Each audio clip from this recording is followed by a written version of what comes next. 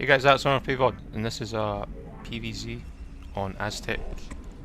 This is actually the first proper Zerg I'll play through my first few harder games being back that I've not played a Zerg through random, so we're gonna push it to the late game here. Like I said, if it's a random, I usually just all in. So that's the mindset at the moment. But basically, this is on Aztec. Now this is a map where it's a big macro map. It's really easy to go late game. You get really easy access to 4 bases. But the only thing you have to watch out for in this map at the start is you spawn on the low ground and your ramp goes up into high ground. So if you're doing any one base play, any kind of contain's super strong. For example, even just like you could, like your Protoss PvZ, you could do a 2-gate, and 2-gate rush with zealots. But just say he goes 12 hatch or 9 pool, whatever, and you kill the hatch, or you manage not to kill the hatch, but you don't want all these floods of zerglings to come out, you can just block the ramp. So one base play can be quite strong on Aztec just because of that. Or ramped up ramp. And as you can see, I'm scouting in the wrong direction. I think I'm playing I didn't realise I was playing Aztec, so I'm like, shit, should be someone here. I'm like, oh no, he's all the way down there, it's Aztec. And also, I've not played this map in ages, to the point where I forgot to wall in, like how to do it properly. But don't worry if you're new to the game and you don't know how to wall in maps properly. What I do is, I won't, when I get back to playing Starcraft again new, look at all the ladder maps, jump into a custom game version AI, and just wall off every part of every map that can be played right away. What I do is, I'll wait till I actually play a Zerg, and I spawn in that specific spot, and then I'll learn to wall off. For example, before I ever play Aztec again, I will learn how to wall off north. I'm not going to learn the other spots, who's got time for that? You can kind of guess by learning how to wall off top, how to wall off the other ones, but yeah, that's how I do it. It's boring going through every map to learn how to wall off. So you'll see that the wall's messed up, and also since it's the first PvC back, I'm a bit rusty. The micro with the zealot coming down. This is the build I like to play. PvZ is a 1-gate opener, and he's went pool first as well, so it's quite tricky. If you'd gone the way it is, right? So you can either open up Forge or Gateway, like that's normal. Forge and cannons or Gateway and Zealot pressure. Zealot pressure is very strong if they 12 hatch, and you don't lose a Zealot, you're just running around being a nuisance. Sometimes you'll do overly too much damage if they don't micro it right, but if they go 9 pool, they're pretty safe there, right? But you can't let, the issue with this is when you do this 1-gate Zealot build, you can't let the Zerglings be on your side of the map, or they'll just run by. I have no cannon, no defense. See my Zealot, I'm just going to get a few hits in, and then run away. Like, I need him to fall back. He's baiting me, he wants me to run back. But I need him to know, if he's going to go for my base, which is completely undefended, that, and he's kind of bad, he wastes his, that's what probably loses him the game, honest, wasting his time on the Zealot. I need him to know that if he goes for my base, I'm going to kill a lot of drones with this probing Zealot. But as you see, he's pussied out, he's not going for it anymore, he's gonna come up, but then probably see there's a cannon there and then realise that there's a Zealot on his base with a probe.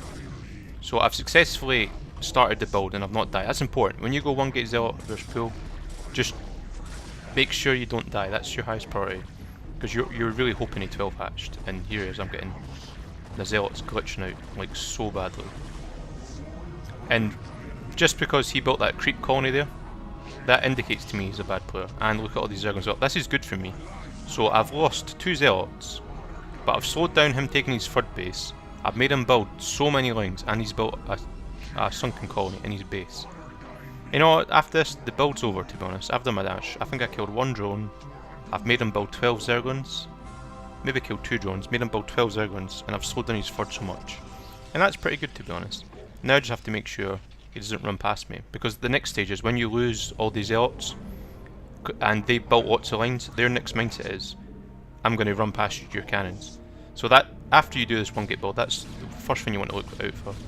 See, I'm just making sure all the nooks and crannies are done.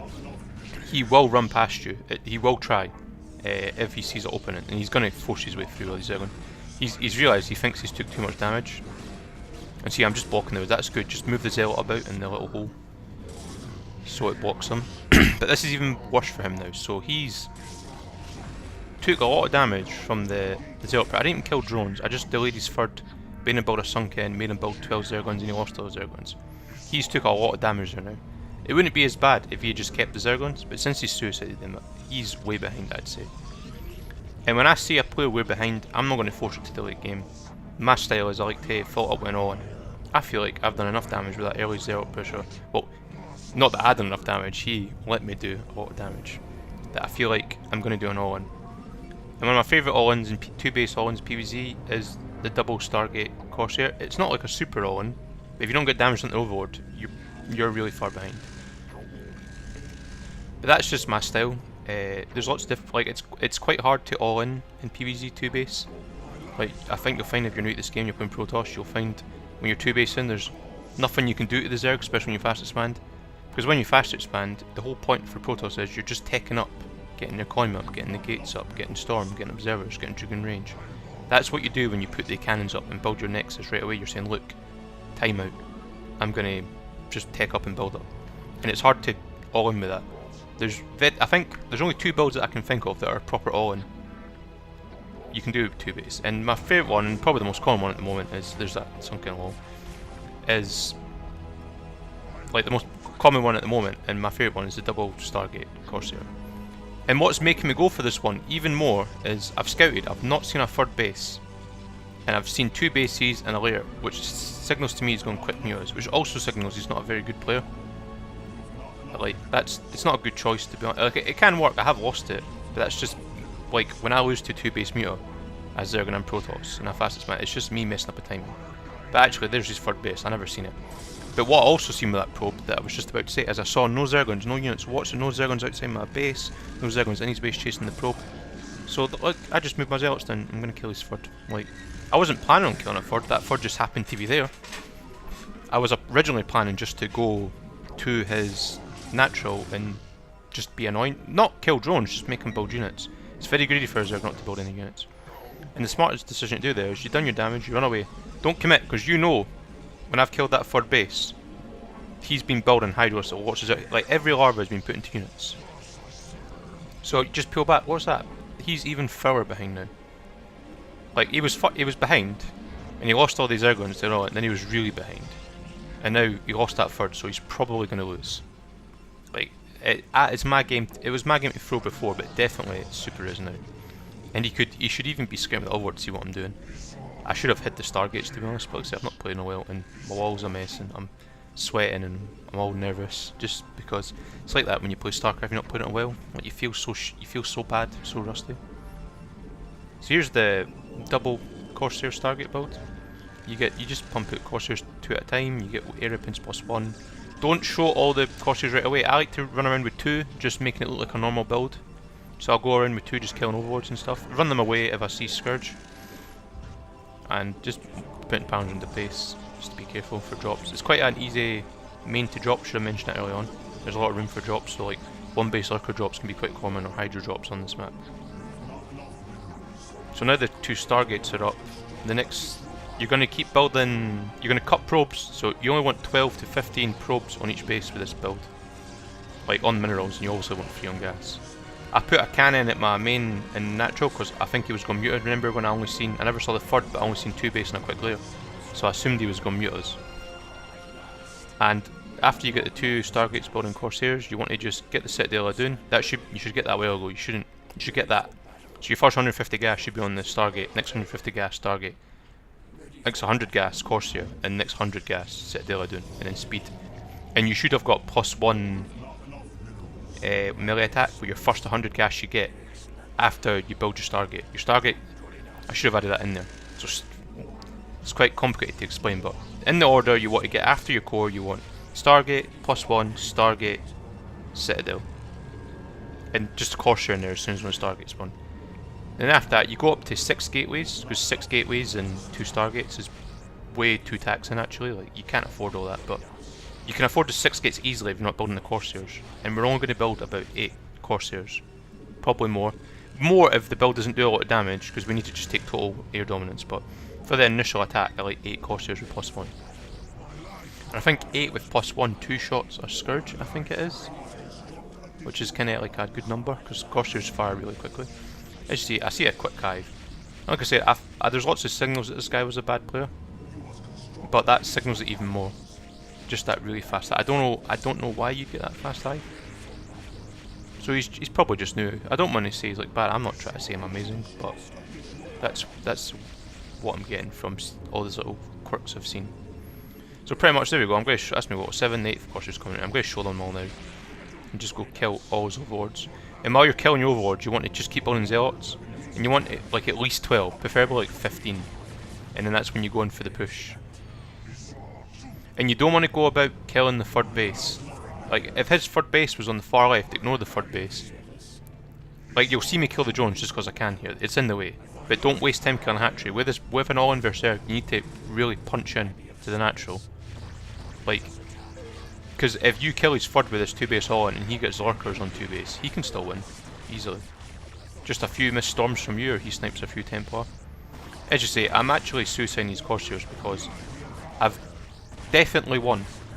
Like, I feel like he can't build him. I just need to punch in now. So I feel like suiciding in the units for the overlords is fine, because he could still be able to build units while I was coming in for the all-in with. He could kill one Hydras. So here we go, I've got a bunch of zealots. Another thing you do that I forget to do with this build, with any all-in, you should have the camera hotkeys over your gateways, and they should be. You should put a new camera hotkey over the enemy's natural, and you should change the hotkeys of the gateways to their natural. I forgot to do it somehow. I think I'm just being new and bad, terrible play. So I've just not done it. But that's what you should be seeing. I'm constantly going back, building zealots, and I'm going back again to move them, which is bad. But as you see, I've definitely won this game. And if I didn't suicide all the Corsairs for all the overlords, he could have built a bunch of Hydras, and it would have been a bit harder to hold. You never know. That actually scared me, where he's sending all these drones. That means he's got another base somewhere. See, he was actually being a bit greedy, I'd say, because the amount of damage he took. He must have double expanded. Completely forgot about that, because look, there's Hydras up here that meet me halfway. So that means he's got a base up there. But I've now won this game. It was just a simple, I don't know, 1 gate pressure with the Zealot, but I don't recommend doing that if you're new. But if you feel quite confident, getting that Zealot, keeping it on their side of the map, doing damage. Like I said, I killed about 2 drones, forced 12 Zerglings, and that was just me a bit behind. A bit ahead, sorry. Wasn't like massively ahead, but then he tried to all in with these Zerglings, which was a terrible idea. Look at his APM, he's so slow. Which put him even further behind. And like I said, I feel like he's so far behind then that I'm not gonna get Storm and have risk him doing a lurker drop and I lose all my probes or something. I'm just gonna follow that up with a nice 2 gates Corsair build. Get 8 Corsairs plus 1.